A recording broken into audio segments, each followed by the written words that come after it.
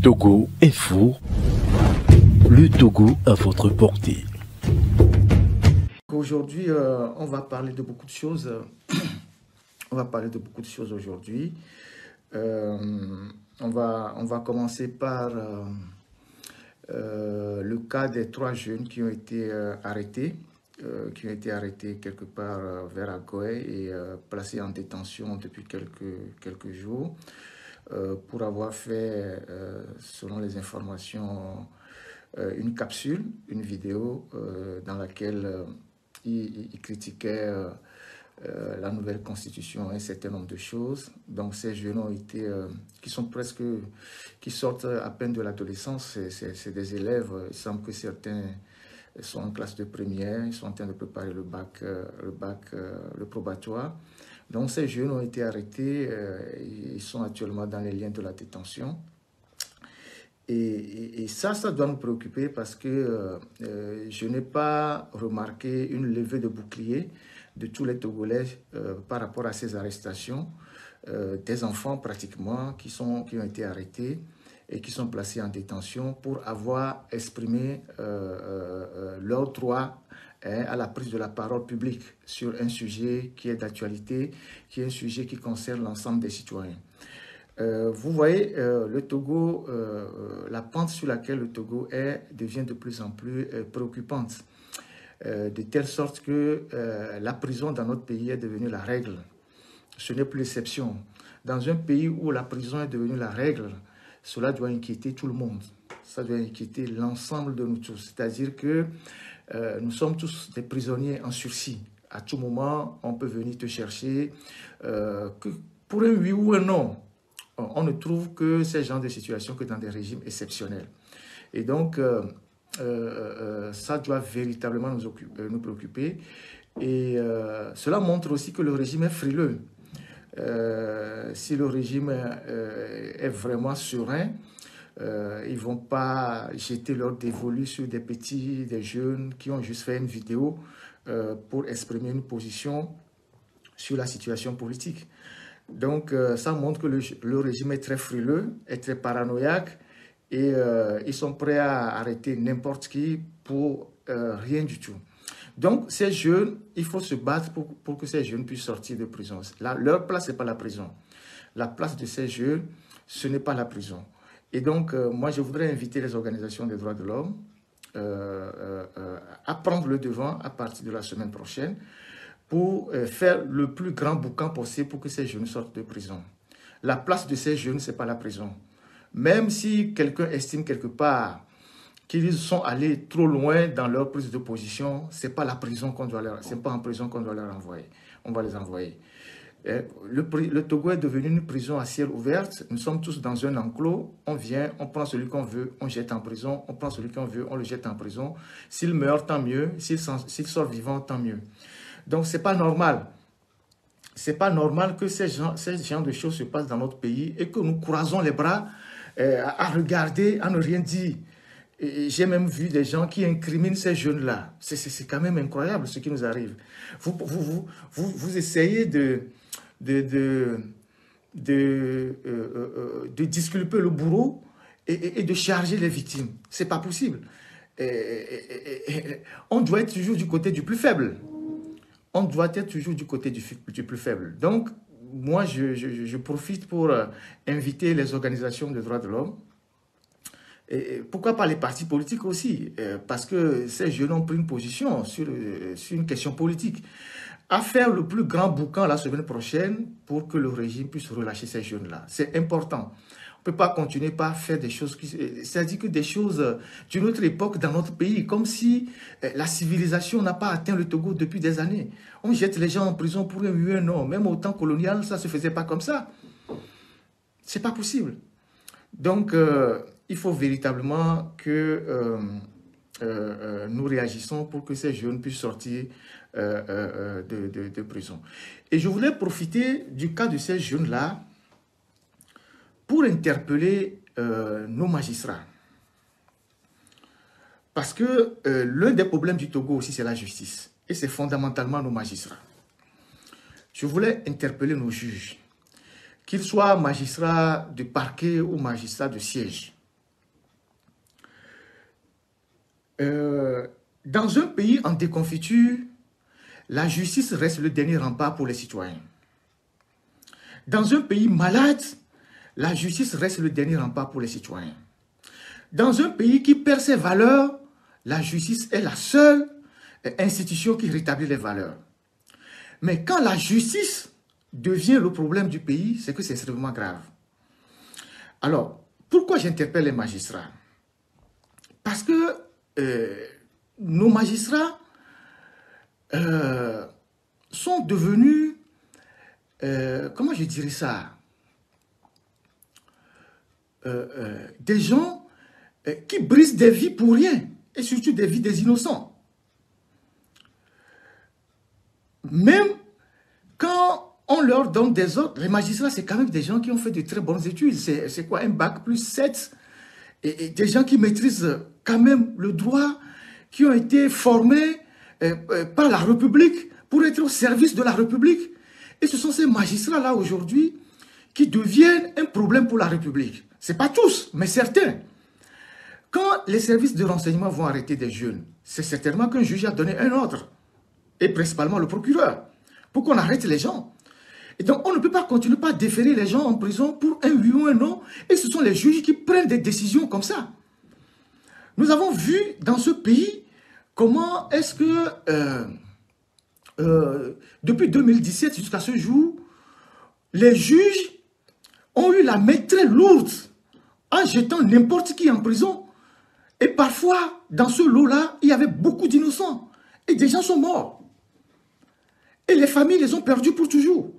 Et ça, ce sont des magistrats qui font ça. Parce que quelqu'un est quelque part, il prend le téléphone, il leur donne des ordres, et eux, ils exécutent les ordres comme s'ils étaient dans un camp militaire. Et donc, j'aimerais appeler à la conscience de nos magistrats. Les juges, vous êtes nos frères. Vous venez de la même famille que nous. Vous venez des mêmes maisons que nous. Vous souffrez comme nous.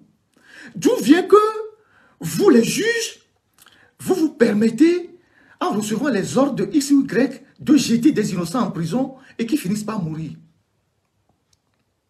Alors que vous-même, vous travaillez dans des conditions exécrables. Vous travaillez dans des conditions difficiles.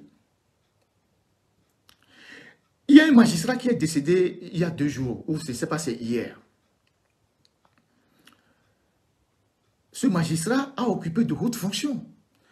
Il était président du tribunal, il était à la cour d'appel, maintenant il est à la chambre judiciaire de la Cour suprême. Et ce magistrat était connu dans l'affaire Pacha. Il a posé des actes d'instruction dans l'affaire Pacha. L'affaire Pacha, beaucoup de gens ont eu leur vie brisée. Certains sont en prison depuis 15 ans, d'autres ont fini leur peine. Ils veulent sortir, on a même refusé qu'ils sortent. On a dit oui, que bon, le jour qu'on l'a déposé en prison, on n'a pas bien compté les jours, donc il doit encore rester encore 3 mois en prison. Et derrière, c'est des familles qui sont brisées. C'est des gens qui ont été privés de leur famille depuis des années. Certains sont en exil. Et ce magistrat qui a rendu tous ces services au régime, je ne dirais pas la nation, mais au régime, quand il était malade, le régime n'a même pas débloqué des moyens pour le soigner. On savait qu'il était malade. Mais le régime n'a pas débloqué les moyens pour le soigner. Eux, ils ont les moyens pour venir se soigner en Europe. Ils ont les moyens pour partir en Israël. Ils ont les moyens pour aller se soigner aux États-Unis. Mais vous, qu'ils utilisez, vous qui êtes à leur service, qu'ils vous utilisent pour briser la vie de vos frères, quand vous avez des difficultés, ils ne vous viennent pas en aide. Vous mourrez comme des chiens. Et ce magistrat est décédé il y a 2 jours. C'était un grand magistrat. C'était un grand magistrat qui a connu des dossiers sensibles. Mais il n'avait même pas les moyens d'aller se soigner. Mais il est mort. Il laisse derrière certainement une femme et des enfants. Il y a le doyen des juges qui est décédé il y a quoi? Il y a 8 mois. Le juge Hyacinthe Adjoli. C'est lui qui a connu notre affaire. Quand nous avons été arrêtés, Joël et moi. C'est lui qui a connu l'affaire Agbeomé. C'est lui-là qui a connu l'affaire des Adjamagbo. C'est lui qui a connu l'affaire des Tigres Révolution. Vous savez combien de jeunes de Tigre Révolution sont en prison et certains sont morts? Vous savez combien de vies ont été brisées dans cette affaire de Tigre Révolution? Les gens sont en prison depuis 5 ans, 6 ans, 7 ans. Ils n'ont jamais été jugés. Ils sont toujours en instruction. Ils sont toujours en instruction. C'est ce magistrat qui a connu notre affaire. Nous avons été déposés en prison. Malgré qu'il n'y avait pas d'éléments qui concouraient, je ne sais pas, à notre inculpation, à notre envoi en prison avec le procureur qui est là aujourd'hui, qui est aussi devenu un véritable problème pour la justice. Ils ont pris un mandat de dépôt, ils nous ont foutus en prison. Mais dans cette affaire, quelqu'un est mort. J'ai perdu un collègue. Vous imaginez le traumatisme. C'est des vies brisées. Et dans l'affaire des Tigre Révolution, il y a beaucoup de jeunes qui ont eu leur vie brisée.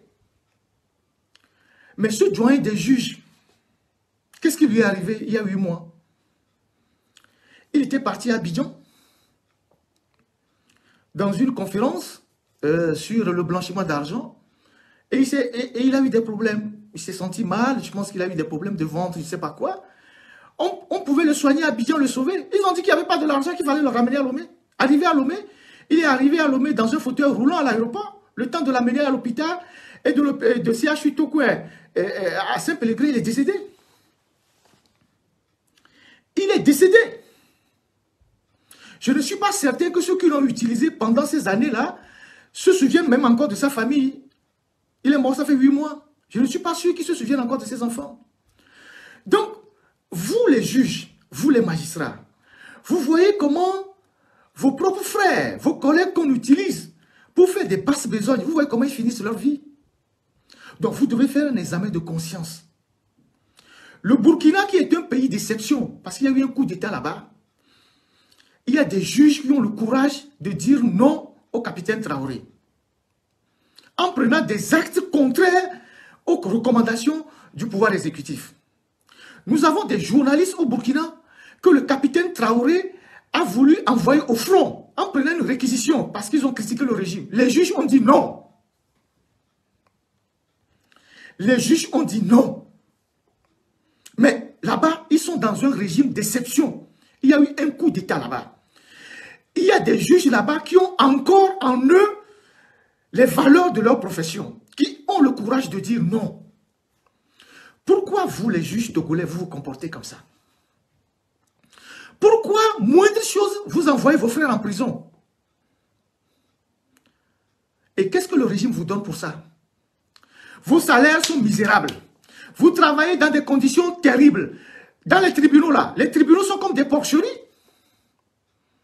Vous n'avez même pas de bureau. Les tribunaux sont comme des porcheries. Vous n'avez pas d'ordinateur. Vous n'avez pas de véhicule de fonction. Vous n'avez rien. Mais dès qu'on vous donne des ordres de jeter un de vos frères en prison, des innocents, vous les jetez en prison. Est-ce que c'est normal, ce que vous êtes en train de faire? C'est normal. Vous n'avez pas de conscience? Vous n'avez pas de conscience? Rien ne vous dérange quand vous dormez le soir? Rien ne vous dérange? Vous envoyez des innocents en prison, qui meurent en prison, et vous vous retrouvez dans des bars en train de boire de la bière. C'est ce que vous avez appris à l'école de magistrature. Vous ne vous battez pas pour vos conditions de travail et l'amélioration de vos conditions de vie. Mais dès qu'on vous donne des ordres, vous envoyez les gens en prison. Quand on fait des élections frauduleuses, c'est vous les magistrats, les juges, qui sont les présidents de CELI, qui certifient les faux résultats.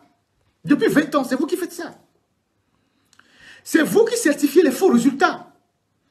Et quand les élections arrivent, on vous donne quelques voiturettes là pour faire, je ne sais pas, pour faire la coordination. Dès que les élections finissent, on vous retire ces voitures. Vous reprenez vos vieilles voitures. Vous n'avez pas de véhicule de fonction. Les présidents des tribunaux n'ont pas de véhicule de fonction. Je ne sais pas, les présidents de juridiction n'ont pas de véhicule de fonction. Vous n'avez pas les conditions pour travailler. Vous avez eu un de vos collègues magistrats qui a été nommé ministre de la Justice pendant 10 ans, peut-être même 12 ans, puis à Beethoven. Il n'a même pas été capable de construire un seul tribunal. Il n'a pas été capable de construire un palais de justice. Les 2 ou 3 palais qu'on a conçus là, la cour d'appel de Lomé, je pense celle de Kara et le tribunal d'Atakpamé, c'est l'Union européenne qui a donné l'argent. Et on a mis ça dans la réforme de la justice, des milliards. Cet argent a disparu. Ce n'est pas vous les juges qui les avez bouffés, c'est les gens du gouvernement. Ils ont bouffé l'argent et ils ont construit des tribunaux dont l'intérieur ressemble à des magasins d'Ansat. Vous allez à la cour d'appel ou au tribunal d'Atakpamé, le plan qu'ils ont fait à l'intérieur, c'est comme un magasin d'Ansat. On entrepose les sacs de mil, de maïs et tout ça. Alors que dans un pays civilisé, les tribunaux, il y a tout un art pour construire les tribunaux. Il y a des architectes, tout un art pour construire les tribunaux. Parce qu'il y a des dispositions, des places réservées aux avocats, aux prévenus, ci et ça. Nous, chez nous, on a pris le peu d'argent, on a bouffé le reste, on a construit ça comme des magasins. Et vous êtes dedans, vous ne dites rien. Et quand on vous dit d'enfermer les gens, vous enfermez les gens. Et c'est vous qui sortez pour justifier la nouvelle constitution. Un document que vous n'avez jamais vu. Mais vous allez dans les villages pour dire que oui, la nouvelle constitution va changer le Togo. C'est vous les juges, certains parmi vous qui font ça. C'est également vous les juges, certains parmi vous, qui font tous les abus au tribunal. On jette les gens en prison, leurs femmes viennent chez vous pour plaider la cause de leur mari, vous couchez avec. Abus de faiblesse. Toutes choses contraires à votre déontologie. On arrête les gens, ils sont en prison, leurs femmes viennent chez vous pour plaider la cause de leur mari, vous couchez avec. Parce que vous savez qu'il y a l'impunité dans le pays. Mais il y a une loi de la nature. Hein? Laissons Dieu de côté. La nature qu'on voit là, il y a une loi de la nature. Quand vous la transgressez, quand vous la violez, vous payez le prix. Vous payez le prix. Soit vous, soit vos enfants. Donc, moi je voudrais vous inviter, vous les juges togolais là, qui sont dans les mauvais coups là, à faire votre examen de conscience. À un moment donné, dire non. Puisque vous vivez les mêmes choses que les citoyens, vous vivez dans les mêmes conditions que les citoyens, vous n'avez pas de bureau, vous n'avez pas je sais pas, de matériel pour travailler, vos salaires sont misérables. Vous êtes tout le temps à demander de l'argent aux gens pour combler vos salaires, vos trains de vie. Mais c'est vous qui écrasez la population. Dès que le pouvoir exécutif vous donne de l'ordre, vous envoyez les gens en prison. Aujourd'hui, il y a des gens en prison qui font 10 ans, on ne les a jamais jugés. Ils sont en prison, ils sont oubliés. Et c'est vous les juges qui faites ça.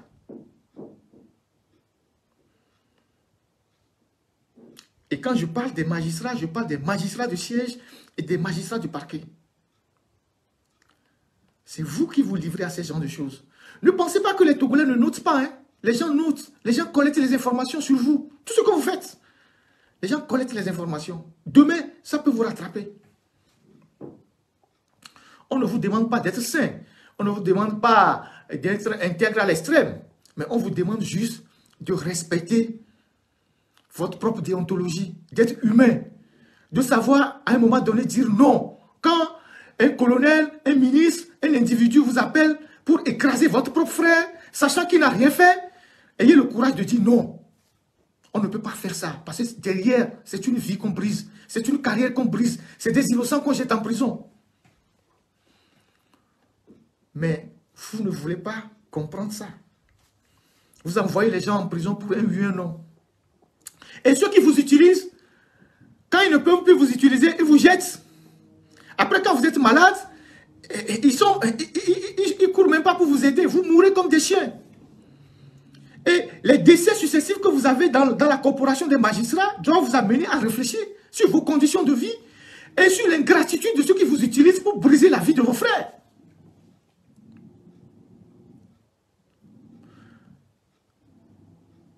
Pour le renouvellement de la Cour constitutionnelle, la dernière fois, certains de vos patrons ont déposé la candidature pour aller à la Cour constitutionnelle.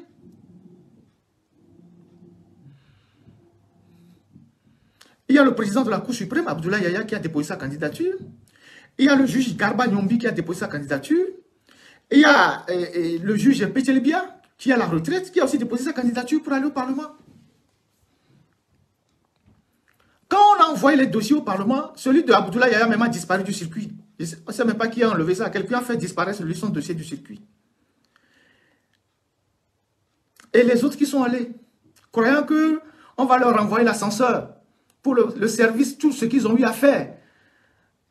Mais celui qui donne les instructions dans le pays, il a donné les instructions pour qu'on choisisse quelqu'un d'autre. Monsieur Mississo, contre vous. À votre détriment. C'est pour ce monsieur que le Parlement a voté. Ils ont eu les instructions. Et tout ça ne vous dit absolument rien. Donc, moi, je voudrais vraiment interpeller votre conscience. Vous, les magistrats, qui sont dans les mauvais coups. Parce que je ne suis pas le seul à dire ça. La justice togolaise est devenue une gangrène pour le pays. Je ne suis pas le seul à le dire. Votre propre ministre de la justice, en tout cas, le président de la Cour suprême a dit beaucoup de choses il y a quelques années, mais votre propre ministre de la justice, le professeur,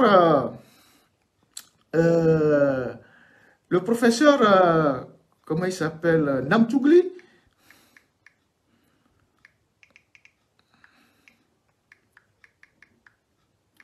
le professeur Namtougli, la dernière fois, pour le 1er mai, vous a envoyé un message assez poignant. Je vais le lire. Pour que tout le monde, parce que ce message n'a pas circulé, ce message du nouveau ministre de la Justice, à l'endroit des magistrats et de tous les acteurs de la chaîne judiciaire, n'a pas circulé. Moi je l'ai. Je vais vous lire le message qu'il a envoyé. Il faut qu'on arrête le massacre. Il faut qu'on arrête le massacre. Vous ne pouvez pas continuer comme ça. C'est parce que personne ne dit rien. On est tous là. Vous êtes nos frères. De temps en temps, vous vous retrouvez avec vos propres frères. Vous buvez la bière, tout ça. Personne ne dit rien. Et vous continuez pas poser des actes attentatoires à la vie humaine. Alors que votre responsabilité, c'est de protéger la vie des gens. C'est pas normal.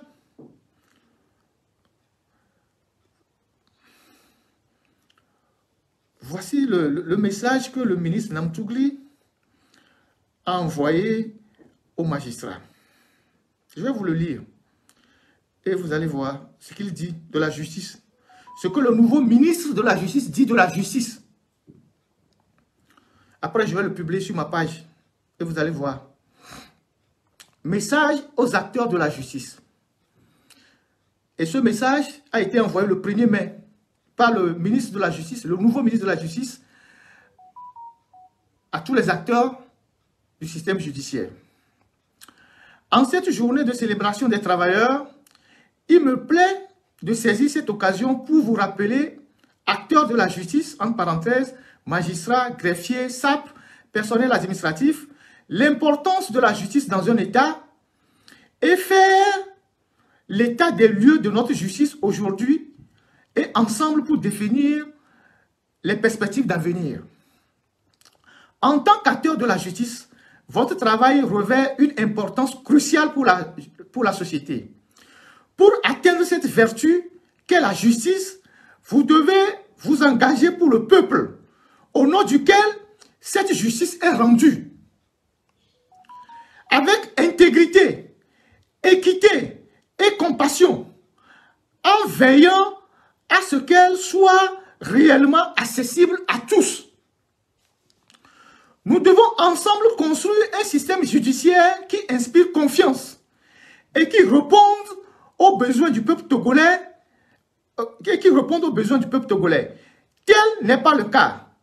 Excusez-moi des tâtonnements parce que, bon, vous savez, j'ai des problèmes d'yeux. Et tel n'est pas le cas. Nous devons ensemble construire un système judiciaire qui inspire confiance et qui réponde aux besoins du peuple togolais.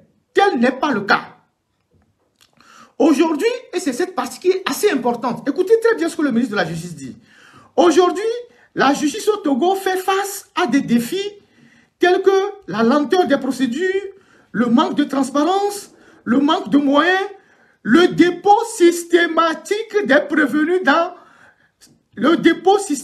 prévenus sans les écouter, voire des cas de corruption.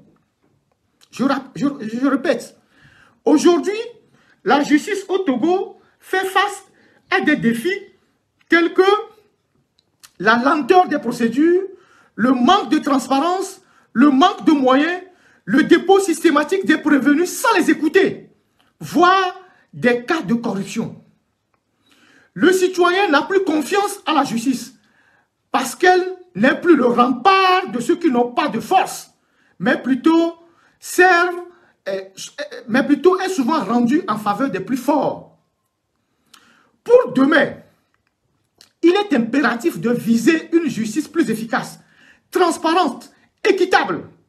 Cela implique des réformes pour accroître l'indépendance du système judiciaire, le renforcement de l'accès à la justice par tous les citoyens et la promotion d'une culture de responsabilité et d'intégrité parmi les acteurs de la justice. En travaillant ensemble pour ces objectifs, nous pouvons bâtir un avenir où la justice au Togo sera véritablement au service de tous. Bonne fête des travailleurs à tous et à tous. Le garde des Sceaux, ministre de la Justice et de la Législation. Voilà le message poignant qui est en quelques phrases, mais qui dresse l'état des lieux que le ministre de la Justice a envoyé aux acteurs de la justice le 1er mai. Il a même dit à certains magistrats que ce qu'il est venu voir dans le secteur de la justice est incroyable. C'est comme la justice au Togo n'a jamais existé, que c'est maintenant même qu'il faut tout recommencer. Et donc, vous ne pouvez pas être des instruments que certains individus, tapis dans l'ombre, assis dans leur bureau, se servent pour écraser vos frères qui n'ont pas les moyens. Vous les juges, vous les magistrats, vous ne pouvez pas continuer par le faire. Parce que vous êtes nos frères. Parce que vous êtes nos frères. Nous vivons la même situation. Vous ne pouvez pas continuer comme ça. Nous sommes prêts, en tant que journalistes, à défendre vos conditions de travail. Nous l'avons fait par le passé. Quand vos conditions de travail ne sont pas de bonnes conditions, nous sommes les premiers à crier, à demander à ce que l'État améliore vos conditions. Moi, je suis de ceux qui pensent qu'il faut construire des tribunaux modernes, il faut loger les juges, il faut leur trouver les moyens de transport. Au Ghana, les juges ont des appartements, les juges ont des logements officiels, qui sont plus luxueux même que vos villas de la cité Ouya. Allez au Ghana, vous allez voir le logement des juges, des magistrats. Ce sont des logements qui sont plus luxueux que vos villas de la cité Ouya ou de la cité Millennium. Nous sommes prêts à se battre pour ça. Parce que si nous avons des tribunaux qui sont modernes, c'est pour le bien de tous les citoyens. Mais nous sommes aussi prêts, si vous ne faites pas bien, à dénoncer vos manières de faire. Aujourd'hui, c'est certains parmi vous les magistrats qui valident les élections frauduleuses dans le pays depuis 20 ans. Vous êtes des présidents de CENI, vous certifiez les élections frauduleuses, on vous donne 500 000 et puis c'est bon. Vous attendez la prochaine élection. J'en appelle à votre prise de conscience, si vous en avez encore. Vous les magistrats là, qui couchez avec les femmes des détenus quand ils viennent vous voir pour plaider la cause de leur mari, vous couchez avec elles. C'est quelle moralité ça? Et personne ne vous dit rien. Vous voyez comment vos frères finissent. Parce que la nature a ses lois. Vous brisez la vie de quelqu'un, la vôtre sera brisée. C'est écrit dans la Bible, hein? Mais c'est aussi une loi de la nature.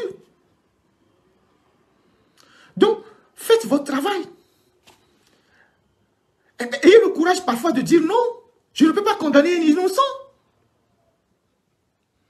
Qu'est-ce que Ponce Pilate a dit? Qu'est-ce qu'il a dit?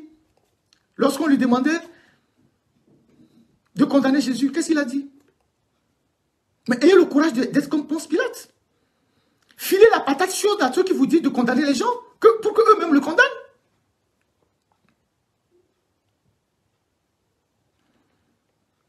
Donc, moi, je voulais attirer votre attention sur tout ce que vous faites. Et je vous invite à libérer ces jeunes-là que vous avez jetés en prison.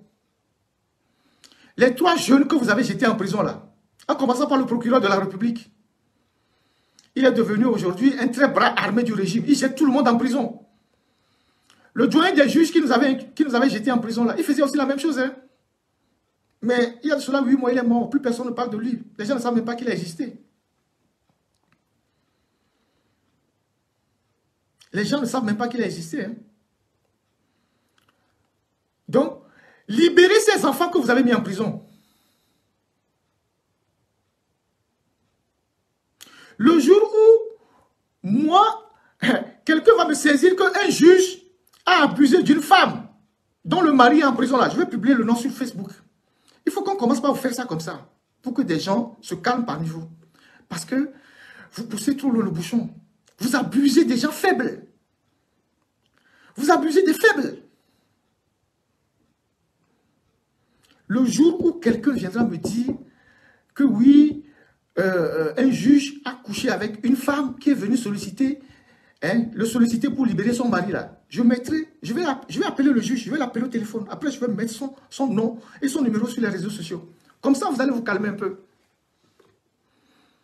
Il y a des filles partout à Lomé. Ce n'est pas les femmes des gens qui sont en prison que vous allez abuser. C'est quoi ces conneries?